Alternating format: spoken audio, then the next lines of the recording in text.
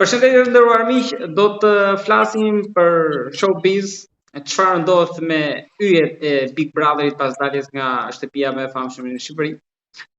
Projektet pas mbarimit, pas finales, të gjithë folën për projekte të shumta dhe të mëdha, po deri tani nuk është se kemi parë ndonjë gjë, por për më shumë do të flasim me gazetarin Redion Shtylla. Redi, përshëndetje dhe faleminderit. Përshëndetje, kënaqësi.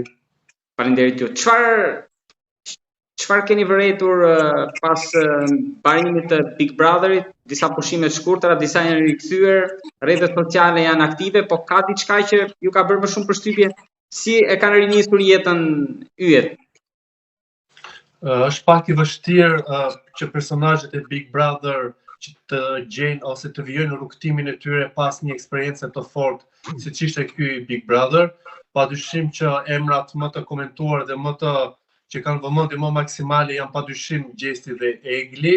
Në rastin konkret, të dy ata kanë qëndruar në heshtje disi për raportin e tyre, nuk kanë dhënë shumë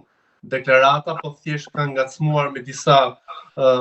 fjalë që i kanë dhënë ku kanë qenë të ftuar në Portokalli, pra nuk kanë pasur një tjetër dalje ku të shpjegojnë më shumë për rrugtimin e tyre apo edhe për raportin e tyre siç është. Eglin e kemi është në Prishtinë më saktë. Thuhet që është me Gjestin, pasi edhe një video që ka qarkulluar flitet që Egli ka shkuar në fshatin e Gjestit në Pej, pra ata janë bashkë, duke qenë që edhe Gjesti nesër ka ditëlindjen, ndoshta do ta festojnë bashkë atje, pasi me datë 9, me sa kam parë Gjesti ka një koncert, pra vazhdon turin e koncerteve në mbar Europën dhe besoj që këto ditë i kanë shfrytzuar për të qëndruar bashkë. Pra janë të pakt personazhet që po e mbajnë lidhur audiencën, por edhe nga ana tjetër shtypi roz nuk është se ka interes për të gjithë personazhet, por më së shumti ata që shesin thash janë Egli dhe Gjesti dhe tek tuk do një personazh tjetër. Pra, Egli dhe Gjesti vazhdojnë bashkë, pavarësisht dyshimeve të shumta që kishin pjesa më e madhe e banorëve që më njëherë pas daljes nga shtëpia rrugët e tyre do ndaheshin. Po padyshim, pasi lidhjen e tyre ne i kemi parë që nuk ka qenë ujërat më të mirë, ka qenë në nivele dhe në balanca shumë drastike, aqsa Egli u detyrua që të dilte nga ajo shtëpi nga kjo situatë e cila e bëri atë që të ndjente keq dhe jo pa të drejtë ata që kanë menduar që nuk janë bashkë, nuk mund t'ia hedhin poshtë, por që koha e ka treguar që Big Brother ndoshta është një eksperiencë që kalohet dhe ata që duan të qëndrojnë bashkë e gjejnë rrugën dhe le të themi i rrinë. Pra edhe ju besoni që nuk do të jetë një flak kashte? Jo, nuk mund të jetë për sa kohë që ka një lloj vërtetësie si nga ana e Gjestit i cili ka pohuar që nuk e ka hedhur poshtë Eglin në asnjë sekondë, e ka planuar që ka një lloj ndjesie, ka një lloj pëlqimi. Nga ana tjetër ai ka treguar që është një njeri i cili jeton momentin, nuk jeton duke planifikuar të ardhmen në krahasim me Eglin e cila ka një vizion, ka dhe një strukturë jete ndoshta më të qartë ose më të prerë si Gjesti, e cila ka kërkuar një përgjigje ose një lloj pranimi më të fortë për të pasur një marrëdhënie më të shëndetshme jashtë, por për sa kohë që nuk janë në syrin e Big Brother tani më 24 orë, edhe audienca është e uritur, rrjetet sociale, por edhe platformat e showbizit duan me patjetër të marrin informacione për këtë çift i cili besoj që do të ketë një rrugtim të gjatë jashtë, nuk e di se si edhe sa, por që jeta jashtë është ndryshe nga Big Brother. Big Brother është një lojë, është një trysni, jashtë ata janë më të qetë, nuk e kanë ata presionin e lojës, e kamerave, e audiencës, thjesht kanë din potencialin që kanë në showbiz dhe nuk besoj që do ta humbin. Nuk kanë qenë fakt ata që kanë krahasuar Gjestin dhe me Luizin, por mendoni që fama do të jetë e njëjtë apo gjithçka do mbyllet te ngjyra e flokëve dhe historia e Luizit nuk përsëritet edhe jashtë? Janë dy personazhe komplet ndryshe, kanë bërë lojra komplet ndryshe, janë karaktere komplet ndryshe dhe nuk më pëlqen që duhet t'i krahasojmë, nuk e kam për ty, por kam vënë re që kohët e fundit ose më saktë sa u fut Gjesti dhe sa u bë fenomen, duhet që të krahasojmë, nuk kemi pse të krahasojmë, secili personazh ka rrugtimin e tij, ka personalitetin e tij, ka dhe lojën e tij. Luizi nuk është shuar, pasi ka qenë një lojtar i cili mbërtheu dhe zbrazi rrugët e Shqipërisë ku kishte prime, por nga ana tjetër unë shikoj që Gjesti ka një mbështetje më të madhe dhe maksimale nga diaspora, ajsa dhe për mendimin tim ata janë më të flakt për mbështetjen e Gjestit dhe nuk besoj që do të shuhet shpejt dhe nuk do të besi vetëm tek ngjyra e flokëve, pasi kemi parë dhe në Big Brother që ai ditë krijoi situata dhe është një provokator me lezet. Ka bërë një lojë që Luizi për shembull nuk e kishte këtë lojë me këto provokime kaq të forta ose që të sillte zarfa të zi, pra nuk e thash këtë për të mos i krahasuar, pasi të dy janë unik në lojën që kanë bërë dhe